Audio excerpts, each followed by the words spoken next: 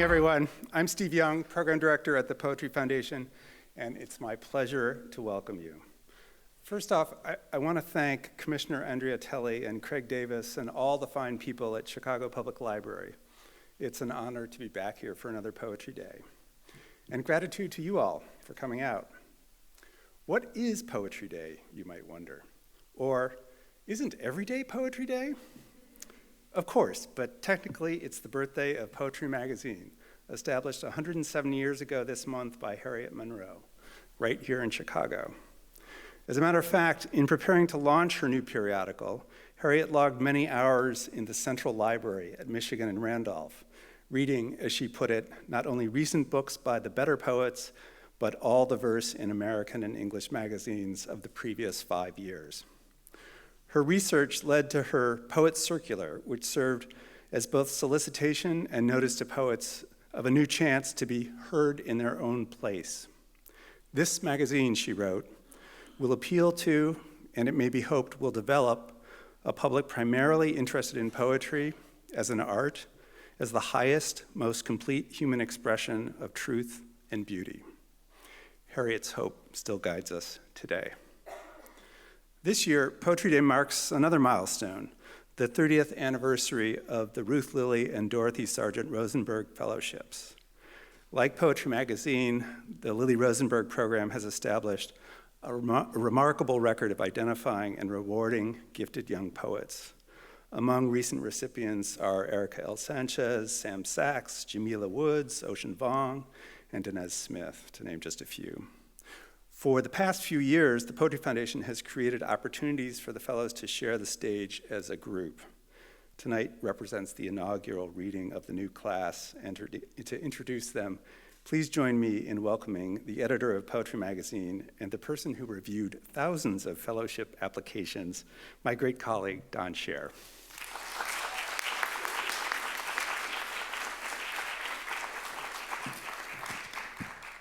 Thank you. The Lilly Rosenberg Fellowship Program recognizes poets who are already creating wonderful work and exists in order to encourage them to further their craft. So it's a pleasure to celebrate the 30th anniversary of the program tonight with this new outstanding group. Educators, organizers, editors, much more besides, all of these poets are as committed to making room for other poets as they are to their own writing. The 5 winners selected this year were chosen from 1,573 submissions, and yes, I read them. So what I'll do now is introduce them in order of their appearance, reverse alphabetical, so that's fair. With the exception of Jose Olivares, who couldn't be with us tonight, but I'll say a few words about him as well.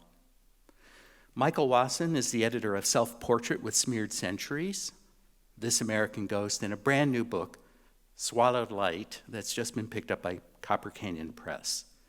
He's the recipient of a Native Arts and Cultures Foundation National Artist Fellowship in Literature, the Adrienne Rich Award for Poetry, the Vinyl 45 Chapbook Prize, and Joyce Carol Oates Commencement Award in Poetry. He is an Nimipu from the Nez Perce Reservation in Idaho.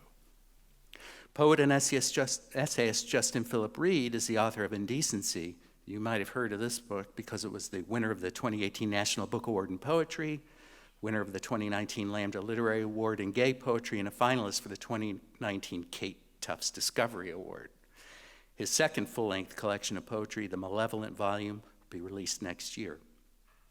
He's a 2019-2021 Fellow in Creative Writing at the Center for African American Poetry and Poetics, and he's received fellowships from Cave Canem, the Conversation Literary Festival, and the Regional Arts Commission of St. Louis, and he was born and raised in South Carolina, which makes me happy because I'm from Tennessee, which is down the road a bit. Jane Huffman grew up outside of Detroit, Michigan, and she earned a BA from Kalamazoo College and an MFA in poetry from the University of Iowa Writers Workshop. Her poems have appeared in Poetry, The New Yorker, Field, Iowa Review, and elsewhere, and she's the editor-in-chief of Guest House and teaches at the University of Iowa. Frannie Choi is the author of Soft Science and Floating, Brilliant, Gone, as well as a chapbook, Death by Sex Machine. She earned a BA at Brown and an MFA at the University of Michigan's Helen Zell Writers Program, where she won Hopwood Awards in Poetry and Drama, like Frank O'Hara did. She's received Poetry Magazine's Frederick Bach Prize, as well as fellowships from Kundiman, Vona, and the Rhode Island State Council on the Arts. She's a Gaius Charles Bolden Fellow at Williams College, a member of the legendary Dark Noise Collective, and best of all, in a long portfolio, co-host with Danez Smith of the Poetry Foundation podcast Versus. You must listen, you must. And finally, as I said, he can't be with us here this evening, but let me tell you about Jose Olivares, the son of Mexican immigrants, the author of Citizen Illegal, co-author of Home Court, and co-host of the poetry podcast, The Poetry Gods. He earned a BA from Harvard University, and he's a recipient of fellowships from Cantamundo, Poets House, Bronx Council of the Arts, and the Conversation Literary Festival. In 2018, he was awarded the first annual Author and Artist in Justice Award from the Phillips Brooks House Association, and he was named a debut poet of 2018 by Poets and Writers magazine. But he's also co-editor of Breakbeat Poets 4. Some of you know the other 3 Breakbeat Poets books. This one will be called Latinxed, and it will be coming out next year and featured, as all the other volumes have been, in a portfolio in Poetry Magazine. Let me just finish up all those introductions by saying you'll be able to read a portfolio of poems by these fine poets, all 5, in our December issue.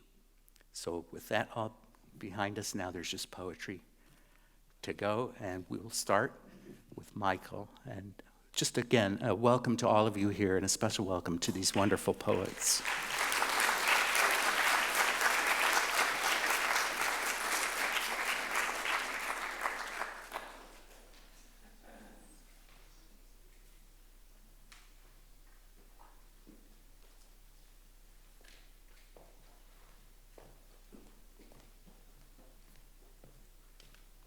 Hello.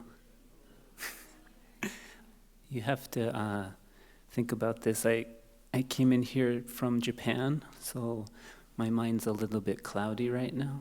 So everybody's kind of a little bit blurry, but so is that feedback. But first of all, I'd like to say, Tatskalawat oikalo, Inwet Nakisa, Tapmapsa Ilchai, Atska Itko, Michael Watson, Himakas Katsia oikalo. Untoni, kunku wach kunku, himakas, tipnapa. I'm from Idaho. I'm from the sticks. I come from a small town of about 600 people, so I'm very glad to be before everybody here. Thank you for coming out. I live abroad, and sometimes there are times when you have to help yourself kind of survive every day, whether that's through language or through different tasks you have to figure out. But I'm going to read this one for you. This will be my last one. Your shadow invents you every time light fails to pass through you. Some days you wake to the sound of smoke pouring through the keyhole in the room. Open your eyes. This is only a test. The bluing of your hands can be anything you want. The bruised dawn, like a river rising to your windowsill. A purple, forgetting how blood leaves the body in ruin. A forsaken lip, smeared in thirst, resting on your lip, as though your skin could salvage the dream of being so touched. Listen, I know you're afraid. I am too. I know how the body prays for beauty, but remains a shipwreck you are building in my image. How many books are enough to tell you you're alive today? How many days end up all dark, and the monsters of your childhood appear like saints erased of their mouths? How the mouth cradles a tongue carved by years in exile until it's ready to shape a word like a parting hand full of promised wildflowers. Happy Mother's Day. This is you at the edge of a paradise, growing back after being scorched from the face of earth. This is us, afraid of the men who fail to kiss us goodnight and step through the walls. Some days you are living a nightmare. Some days a miracle as wide as a spared life. Listen to me. There will be a day when the world will need you most. Be alive on that day. I vow your father is as American as the bones your mother grew inside you. The gunshot in your head is only a shadow puppet, a slow explosion of a field of clematis in early June's bloom. Look at all the colors, like little gods on fire, hurtling in and out of each other's lives, out of each other's terrified skies. Are you still alone in bed? Is it morning yet where you are? The smoke turns to rain as usual. Listen, my love. This year is just a visitor and next year's ghost. Take care of it because, yes, you do deserve flowers for once in your life. You will be the only one left, so hold my hand and call me tomorrow. We are all here. It's okay. It's okay to be this afraid. I am you. Can you feel that? Yes. That is the whole world outside, moving without us. But listen to me. Listen. Here's the light, an arm's length away.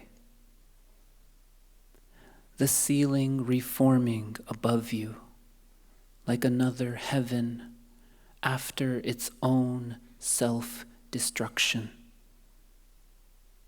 Here's my body and you, stretching lifelong toward every hole in the house, left as warm as a father running from horizon to horizon.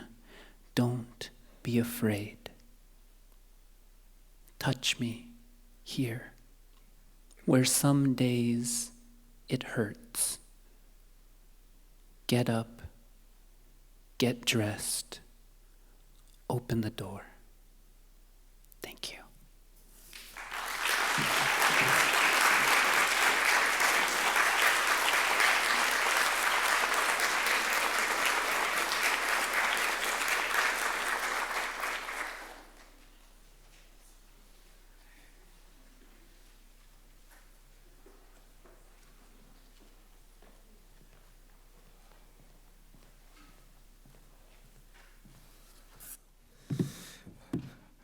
I feel absurd and messy to follow you, Michael.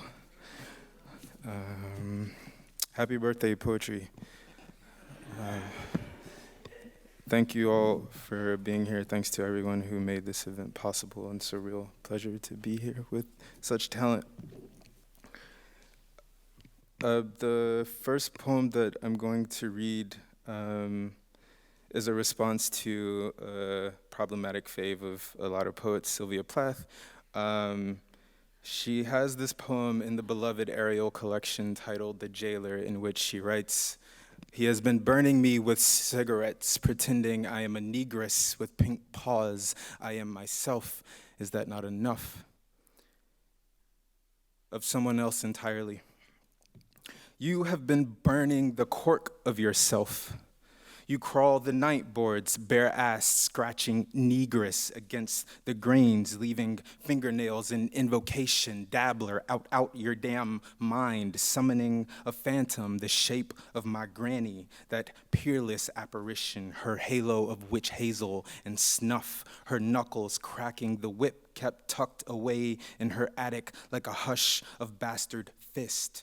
You slip her on, hot to be hazed, dressed in a distinct leather stink. The gaze of a husband who hates you less bears down her living midriff, sniffs her out as he would a bloom of mold in your basement, its dank souvenir. What blood ensues is the pink in my palms and patter of rebel in my neck when I, having slept wild again, awake. About impossibility. I am not unsympathetic. I get it. He beasts you and you feel a need to pass the buck. In my house, we call this nothing much after all. When Freud observed Verschiebung, he wasn't looking at us, how we assault the air with grudges, avoiding talk of our learned tortures. I will not flash you the rattling quarters of evening, my mother's crowd inside to seek their penny-wide retreats. I'm going to unfatten your pockets. Remind me again of your ghost ration. What if you could eat your fill? Have you? Haven't you had enough? What would you do without us? In the poem I'd conjure to carry me across the finale of my animal life, I can ride no skin but this one. Sweat stifles its cells till they fungify. The night choir sways down my throat's red aisle, my muscles flaccid in felt ventriloquism.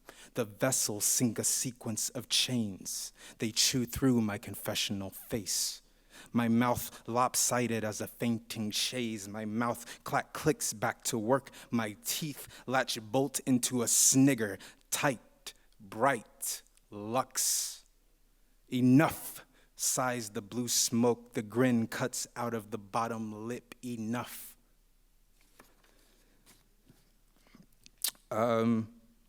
Lying in a Hammock at William Duffy's farm in Pine Island, Minnesota is a pretty famous poem by the poet James Wright that he wrote on retreat with Robert Bly, who was fixing up the Duffy farm. The poem itself is a pretty simple collection of images, and down at the final line, Wright famously writes, "I have wasted my life." This was kind of posed to us in undergrad as quite a revelation, and I later began to think how much of a revelation is that for this white man in academia who could afford to be on retreat to write this beautiful poem. So I thought, what if I also get to waste my life? I have wasted my life. There it goes, thin thing, Cheshiring between trees whose reaper robes trail their trains deep underground. Your life hanging out like an exposure. Easy now, it's your posture I followed here, summerful hump of it, Sunday spoil, as if anything could happen in this moment to anyone else.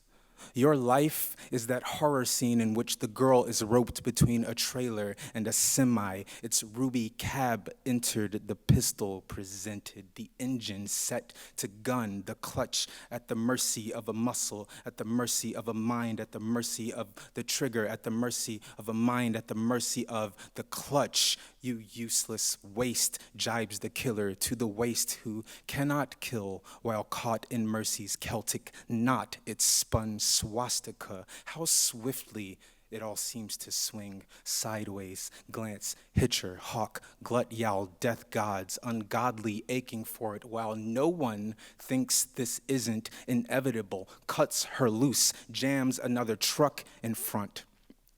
There I go, from oblivion, led offing toward a road windmilling for rescue. No, I alligaried down this sunken navel to also cape for waste. Yes, me with my black life, gray Negro face, ever treed, and mercy between amens. I have a thickness to lean against death's heavy, urgent function like a terrific fiction. I will lie here and swing open heavens as the throttle opens, hapless as a silent gazebo. Revulsion and reverie equally mine to hold in this slim acreage. The tidal sun sidles across the briefly lit dog shit. The grace of mean geese unzipping the brown pond, fly-eyed cult of lotus pods, neighbor nosing under the bank, the shiver underneath my ruined shirt, the worm eating of things in the dirt, the dead and the living. Every slaughter such serenity ever cost is the life I have wasted. I'm about it. I can do this all day.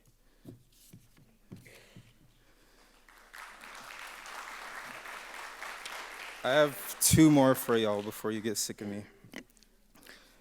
I'm gonna skip this really happening. Had they seen what you and I have seen, the men who killed Jesus would have questioned its soundness, that it could delete the person Christ's contradictions, could allow someone to reinvent the dusty-ankled Son of God as Father and immaculate, could bring to a smarter disciple, at best a devoted mob, a constituency at worst. The rest of it they would have seen coming. I have come to this consortium of uncertainties. My mind, the coward, the noiseless jungle erupts, its growing roughness around, its plentitudes visibly elevating kettle drums my temples, and like you, I have thought the thought of him murdered, but failed to think out much further. The president, the Führer, the Tsar, the general, minister, the sir, is not Jesus. Nevertheless, the illusion is his father. We bassinet him in our disbelief. We think to table him. We turn him over like a table, and surprised, we find no tails. Come forth. Watch him while he smiles. Watch them all once he weeps. And this is my last poem. Leaves of Grass. I was banished or else I was trapped. I couldn't move without a passport and several fingers on my scalp, 4 contouring my hips, 2 of a stiff drink. When I was fired and required by the IRS to have my health insured, I fell ill. I assured my children they would live if they quit growing, kept moving, stayed out of the sun, stopped only in well-lit areas, rearranged their skeletal scaffolding. In the 4 year before it again came down to sycophant or psychopath, I overused the word haunt. I had choices: craft beer, French press Sumatra each morning, a Prime membership to discount my Whole Foods. I had a deconstructed soul food renaissance to look forward to, new neighbors sweating through candlelit hip-hop yoga. In order to cope with mourning the money I earned but never touched, I worked until I dreamt of work. I lived nowhere near non-toxic water. I walked and was accosted. I drove and was accosted. I gave up driving, but the ice caps had already begun to collapse. The infrastructure collapsed. The trains collided. The winds collided, and nothing remained anymore of our time to exhaust a reversal effort. Only those in the business of killing efficiently could travel. Everyone else was told to go back to a continent where the business of killing efficiently was booming. I was bombed and denied refuge. I was sent missionaries instead. I was given an immature God and told to be grateful. The faithful believed in bombs and not refugees. I slept in a bed and the children in cages. I slept in a bed and the children in cages. The children died in detention. I paid my bills and therefore I perpetrated. I paid taxes to be progressively, more effectively terrorized. Long-range acoustic devices for all the local precincts. I had a gun because they had a gun, because I had the manner of a thing on which a gun was found planted. The bodies of activists turned up shot in locked cuffs and burned in locked cars in the century after a century of lynchings. I was part of a citizenry ruled by corporations that were legally people who could tracelessly erase everything but plastic, which outlived us all, but not before it again became customary to swim home, past flat fish and yard signs, mumbling resist above the headlights, to emerge lotioned in a thin film of oil, to be a homebody and always on homeland security camera, shiny and pornographic, while hunched fiendishly over the hot plate. I was not there, I told myself. You were not here, agreed the Bluetooth headset newsfeed. Thank you.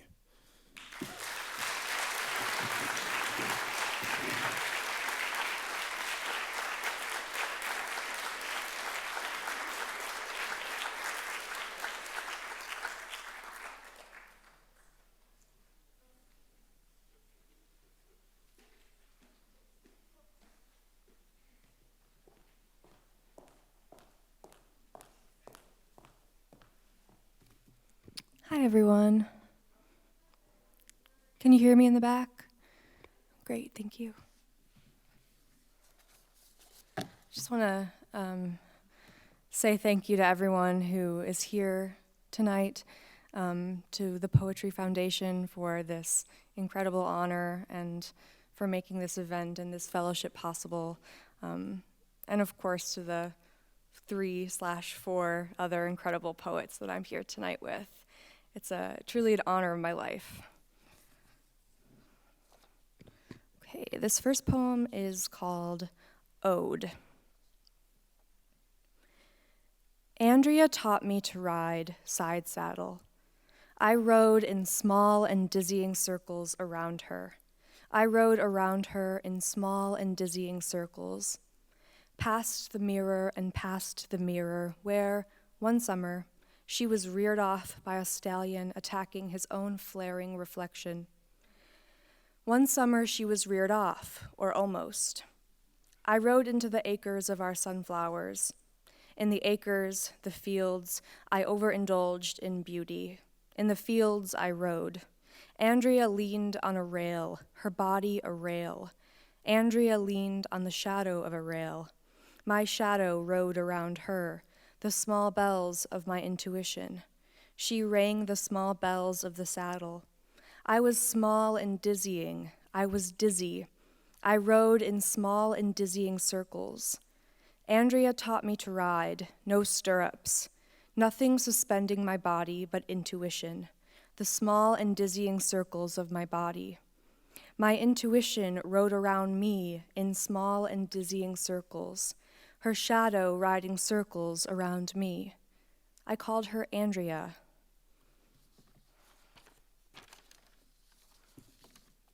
It's really special to be here in Chicago. I was raised in Michigan and I live in Iowa now, so to have this communion of excellent poetry here in the Midwest, it means a lot to me. This next poem is called Failed Sestina, which if you've ever tried to write a sestina, I hope you find it relatable. Failed Sestina. With my ear to the door of my cell, and my want like a comb in my hair, like a veil where there is no veil, with a ring in my ear, a ring in the whole of my ear. I rap at the door of my will and the door of my want as to will them away, my want like a veil on the floor. I appear at the door of my will with a veil in my hand and a comb in my hair. My want like a hole that I bore in the floor, where my will is more feeling than veil, and my veil is more want for a veil than a veil. I wear the comb of my fear in my hair. My veil is as thin as my want, and my want is as thin as my hair.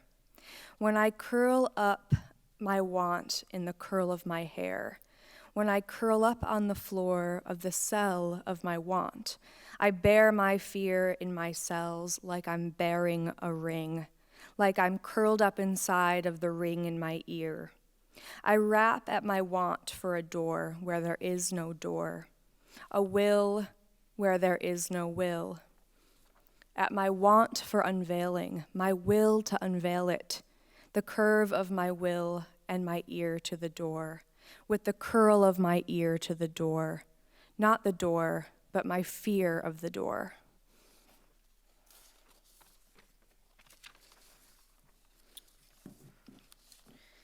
This is also a sestina. It's called Sestina with 6 titles. I tried. I tried to set my longing down. I tried. Behind the white chalk lines my longing drew. Neatly I backed away from longing, drew all of my swords at once, my hands on the back of my head of all my new longing. I met my longing in the heat. Tired and hot, I tried to shelter my longing's head, draw hasty circles in the sand with my swords as if to signal, stay away. I traveled with my longing, far away, folded and packed my longing alongside my shirts and swords, and as we walked, I tried recalling all of my longing circles from the circles inside my head. I sought to steal my longing's head, steal the language of longing away, watch the bloodied circles seep from the neck of my longing. Many times my longing tried to kill me with my own sword.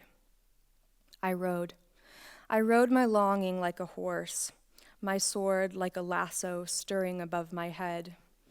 I lassoed my longing, tried to break my longing away from its wildness, but longing ran the fence, circle after circle. I lost myself inside my longing circles, fell into my longing like a sword into the sea. My longing lost itself inside my head, and so I tried to find a way to set it down. I tried, dune after dune, the blousy heads of onions wishing my longing away. The horse tried. The mirage of the horse tried.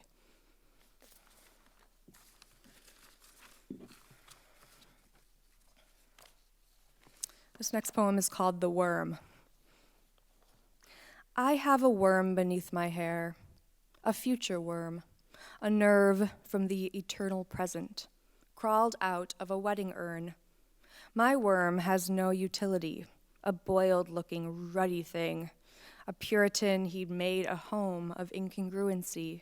Or Dickinson's, quote, he fathomed me. If I can fathom her, not as wet nurse, midwife, or mother, not self, not buzzed self, not self strung out on beauty, a decent metamorphosis, a ripe analogy for early youth. But worm, afraid and unafraid, as lassoed by my string. This poem is called Revision. It's in 3 sections. 1. The body, like a crowd, moves without a mind, moves without an ambit, tilts without an axis, pulls without a magnet. A school of fish could tell you that. The wind is more a rudder than a mast. 2.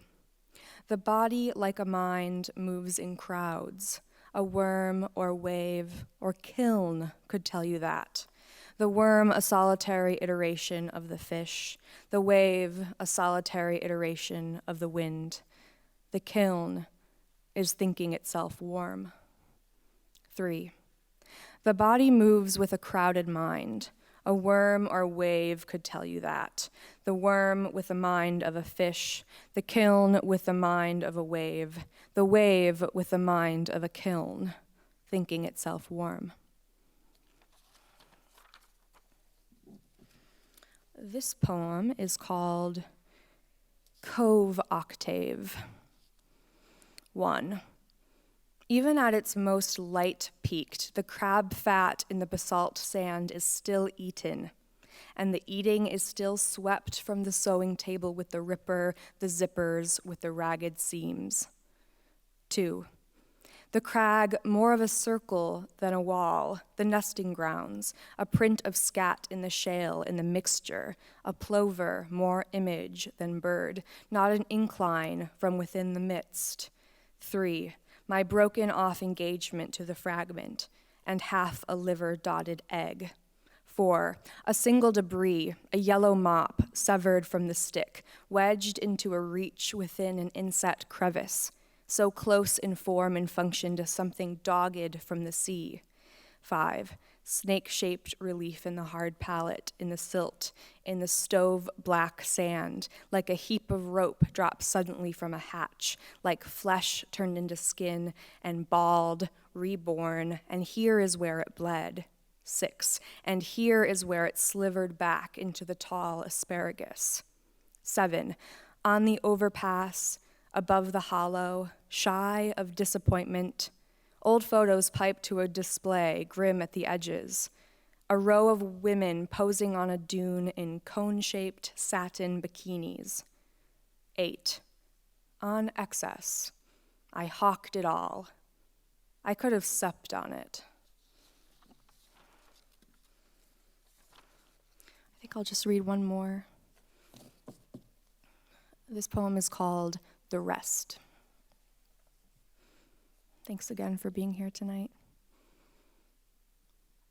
Still I keep myself, I take to bed. One lung is red, cut red flowers hung in pink water. My other lung is out of line. From one lung, I tell the truth. From the other lung, I lie. Cut pink flowers hung in red water. Like a pain, the truth is mine. The lie is that today I want to die. Cut red water hung in pink flowers. The rest of it is stillness, rest, a hard cough into a soft pan, a soft cough into a hard plain. Cut pink water hung in red flowers. Thank you.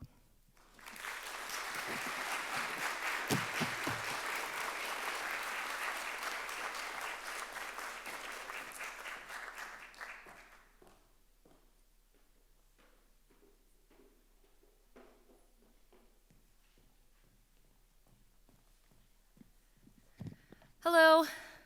Hi. My name is Frannie. It is such a wild honor to be here and to be sharing the stage with this incredible cohort of heroes that have been, am, currently, will continue to be huge fans of. Thank you so much to the Poetry Foundation, to Chicago Public Library, to everyone at the Poetry Foundation, and to you all for being here, and everyone else.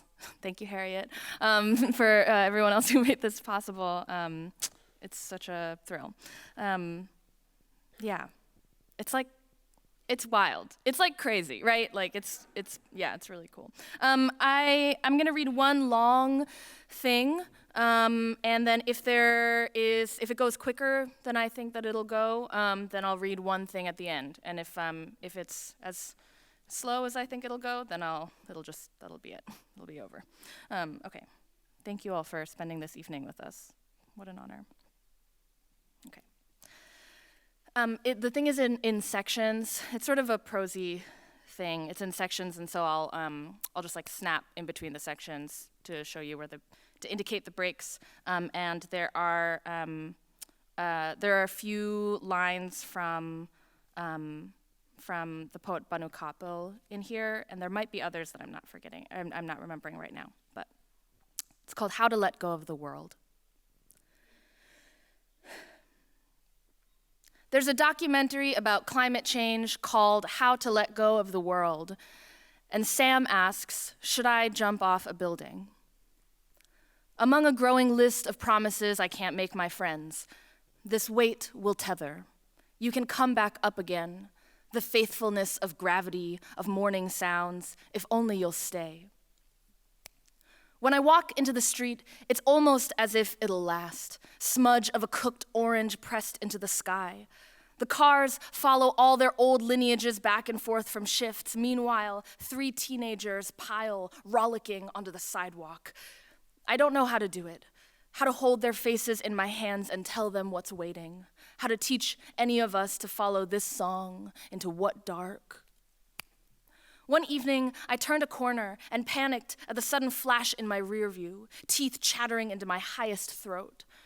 Every nerve prepared for the acrid drip of cop talk until I realized it was no cruiser. It was the sky shocked with dying. I cried when I saw the photos of bleached reefs. Later, I had to cut the phrase out of every poem. Bleached reef, bleached reef. If a record skips, you bend low to greet it. You greet it with a cloth and your own good breath. When the Pyrex burst all over the stove, we stood still for a minute to let ourselves be rocked by the sound, by the sudden natural disaster of our ruined dinner.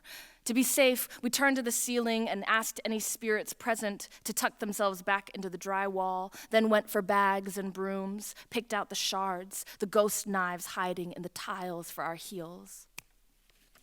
I should mention that when my first love left Earth, he left from a rooftop, though he didn't jump, or he jumped only the way mussels do on their way to sleep.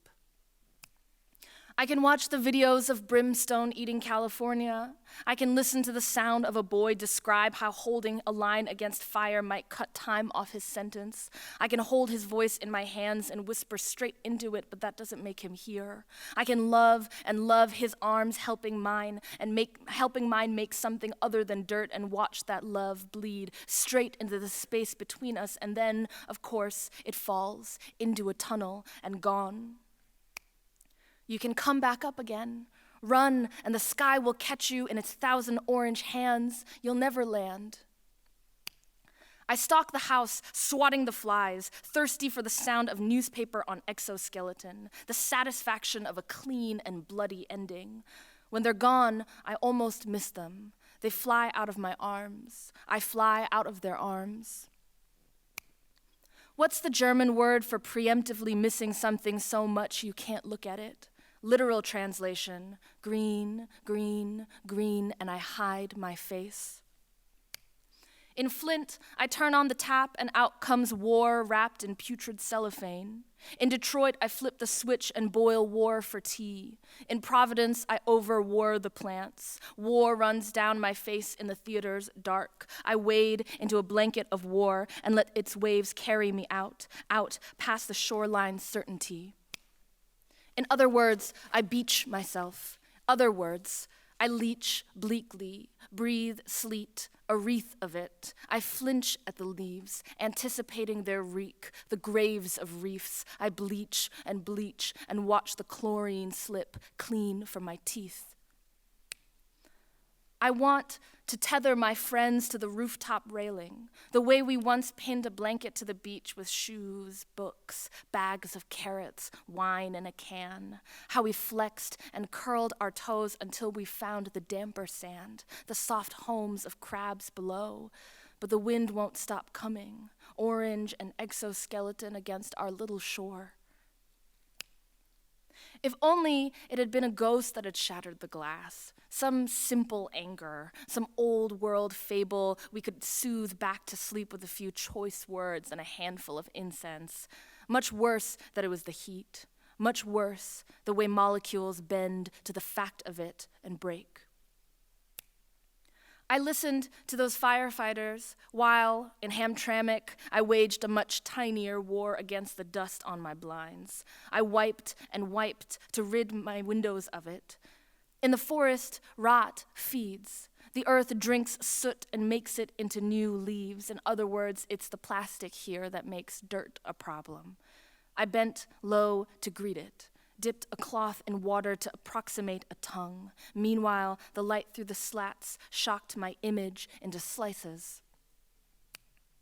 When disaster comes, some of us will stand on the rooftops to address the ghosts. Some of us will hold the line. Some of us will look for the shards, run our tongues along the floor.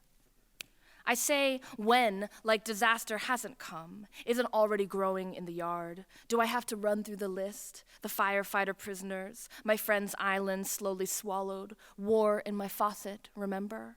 Syria is the name of a drought.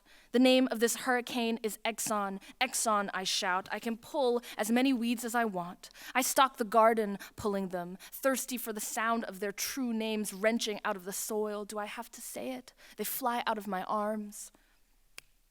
I should mention that when my first love died, I already had a stack of poems about missing him. I want to say this prepped me for widowhood to the world, etc. The truth, under the topmost sand is another darker layer, damp from the ocean's closeness. There were days I begged to be buried in it, cool, mutable grave, reprieve from the unrelenting sun. Among a growing list of other things that are unrelenting, teenagers piling rollicking into the street, the shock of a citrus sky in midwinter, the way a phrase's shape can hook itself through your lip for weeks. Once, Sam walked around for a whole day muttering, "Soul, I say," and he did and did. That's a Martina Spada line. I forgot to cite that one. In lieu of a proper translation for my grief, I say green, green, green until it cools itself enough to lower myself into. Holding my love's face in my hands, I tell him I miss him. I say, I miss you like I miss the trees. By this I mean, look, the trees are here. Everyone's outside, darling. Green in my hand, ghosts in the dry wall. Everyone's waiting for us. I should mention that when my first love died, he was already dead, had already always been on his way to the roof, on his way over its edge. And when he was here, he was here. By this logic, he is and was unrelentingly. In lieu of proximity to firefighters, in lieu of the ability to speak the airless language of ghosts, or to reverse the logic of molecules, or to force Exxon to call the hurricane by its rightful name, or to convince my friends not to launch themselves from the rooftops of every false promise made by every rotten idol, in lieu of all I can't do or undo, I hold the faces of the trees in my hands. I miss them and miss them until I fly out of grief's arms and the sky catches me in its 1,000 orange hands. It catches me and I stay there, suspended against the unrelenting orange. I stay there, splayed and dying and shocking the siren sky.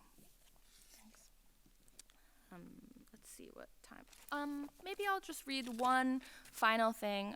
Thank you all. This one's a little shorter. Thank you all so much for spending your evening with poems and with us. Similar theme. This one is called "The World Keeps Ending and the World Goes On." Before the apocalypse, there was the apocalypse of boats. Boats of prisoners, boats cracking under sky iron, boats making corpses bloom like algae on the shore. Before the apocalypse, there was the apocalypse of the bombed mosque. There was the apocalypse of the taxi driver warped by flame. There was the apocalypse of the leaving and the having left, of my mother unsticking herself from her mother's grave as the plane barreled down the runway. Before the apocalypse, there was the apocalypse of planes. There was the apocalypse of pipelines legislating their way through sacred water, and the apocalypse of the dogs, before which was the apocalypse of the dogs and the hoses, before which the apocalypse of dogs and slave catchers whose faces glowed by lantern light. Before the apocalypse of bees, the apocalypse of buses, border fence apocalypse, coat hanger apocalypse, apocalypse in the textbook's selective silences, There was the apocalypse of the settlement and the soda machine, the apocalypse of the settlement and the jars of scalps. There was the bedlam of the cannery. That's another Martina Spada. There was the bedlam of the cannery, the radioactive rain, the chairless martyr demanding a name. I was born from an apocalypse and have come to tell you what I know, which is that the apocalypse began when Columbus praised God and lowered his anchor. It began when a continent was drawn into cutlets. It began when Kublai Khan told Marco, begin at the beginning. By the time the apocalypse began, the world had already ended. It ended every day for a century or two. It ended, and another ending world spun in its place. It ended, and we woke up and ordered Greek coffees, drew the hot liquid through our teeth, as everywhere the apocalypse rumbled. The apocalypse remembered, our dear, beloved apocalypse. It drifted slowly from the trees all around us, so loud we finally stopped hearing it. Thank you all so much.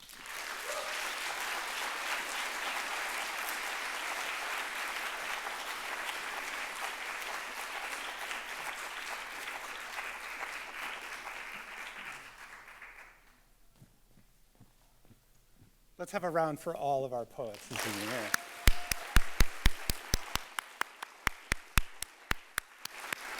I hope you'll follow their work and be on the lookout for that upcoming edition of Poetry Magazine, which will include a special fellowship portfolio.